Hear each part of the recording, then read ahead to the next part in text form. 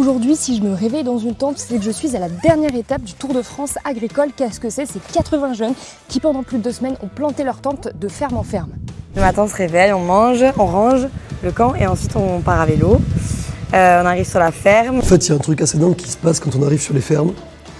On va parler à des agriculteurs et des agricultrices qui ne nous connaissent pas. On peut leur poser toutes les questions qu'on veut, il n'y a pas de filtre. C'était incroyable. Vraiment, on vient de passer 2 semaines de collectifs qui sont très intenses. Ces jeunes de moins de 30 ans sont intéressés par le métier d'agriculteur, mais ne se sentent pas encore prêts pour se lancer. Ils ont besoin de concret pour affiner leur projet de vie.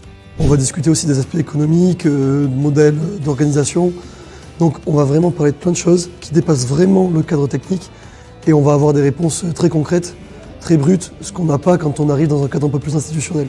Et cette ferme qui accueille la dernière étape du Tour de France agricole 2024, c'est pas n'importe laquelle, c'est celle où tout a commencé il y a 5 ans avec Adrien Potier. J'étais un peu monté comme ça sur un coup de tête. On se connaissait pas, on s'est retrouvé à 17 là à partir pour 15 jours partout en France. On avait l'idée de se dire on veut pas être seul demain dans les campagnes. Et nous, oui, on connaît déjà le monde agricole, on va s'installer, c'est sûr. Mais c'est plus de l'idée, si on veut des campagnes un peu dynamiques, tout ça, il va falloir de nouveaux agriculteurs et aller chercher un nouveau public. Et l'objectif du Tour de France, c'est ça. Adrien a participé au premier Tour de France agricole. L'aventure a bouleversé l'ingénieur en agronomie. En ayant fait cette école d'agro, j'avais toujours un peu ça derrière la tête, cette envie de m'installer en tant qu'agriculteur. Et le fait de participer au Tour de France, de voir qu'on pouvait être innovant, que c'était possible de fonctionner un peu différemment, eh bien ça m'a motivé et je suis en train d'avancer dans un projet d'installation agricole. Une ferme d'Isère l'a particulièrement inspiré. Une tierce personne qui vient sur la ferme une fois par an pour pouvoir parler des problématiques que tu n'arrives pas à exprimer avec les autres et qui permet de faire le tampon et qui leur permettent de bien fonctionner en collectif. Et ça vraiment j'ai trouvé ça très inspirant. Et ça a aussi montré que le travail ensemble c'était aussi un moyen sain de faire tourner une ferme sans se tuer au travail, quoi. Écoute, il faut mener le troupeau sous le Mirabellier. Parce qu'il y a 5 ans, en fait, on a fait le départ du premier Tour de France ici. Et on a fait la première photo de groupe sous le Mirabellier de la grand-mère. Et donc on se disait, pour marquer le cycle, fêter un peu les 5 ans, on va refaire la même photo. Sauf qu'au lieu d'être 18, on va être une centaine.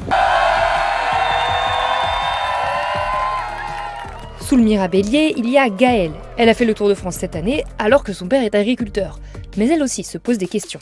Ado, lycéenne, c'est pas forcément le truc qui me bottait le plus, parce que j'ai aussi vu que dès que le soleil revenait et qu'on passait à l'heure d'été, en fait, je voyais plus mon père, parce qu'il était tout le temps dans les champs. Mes parents, en fait, ont décidé de vendre la ferme il y a 2 ou 3 ans. Et en fait, dans ces 2-3 années, on a eu énormément de visites à la maison pour essayer de trouver des repreneurs, des repreneuses plutôt en bio. Et en fait, ils trouvaient personne. Enfin, vraiment, il y a eu plus de 40 visites, c'était assez intense.